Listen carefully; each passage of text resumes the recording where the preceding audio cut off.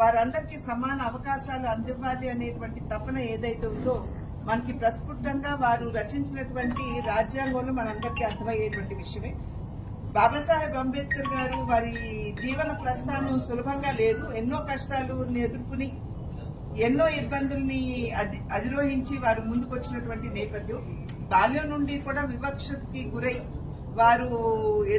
వారు చూసినటువంటి కష్టాలు ఏవైతే ఉన్నాయో అది సమాజంలో ఎవరు కూడా అనుభవించకూడదు అనేటువంటి ఆలోచన, గట్టి సంకల్పం వారికి ఉన్నటువంటి సందర్భంలో వారు వాటన్నిటినీ కూడా రంగరించి మన రాజ్యాంగంలో పొందుపరిచి ఇవాళ మనం ఒక ప్రజాస్వామ్య వ్యవస్థగా లౌకికవాదం, పటిష్టమైనటువంటి లౌకికవాదంతో ముందుకు వెళ్తున్నామంటే అది బాబాసాహెబ్ అంబేద్కర్ గారి స్ఫూర్తి అని చెప్పి మనం అందరం కూడా గమనించాలి.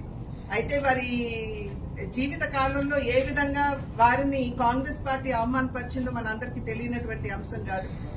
వారిని రాజీనామా చేయించే పరిస్థితులు నెలకొల్పి పోని వారు రాజీనామా చేసిన తర్వాత మళ్లీ వారు ఎన్నుకోబడకుండా పార్లమెంట్ కి రాకుండా చూడాలి అని అనేక విధాలుగా, శత విధాలుగా కూడా కాంగ్రెస్ పార్టీ వాటిని అడ్డగించినటువంటి విషయం మనందరికీ తెలుసు.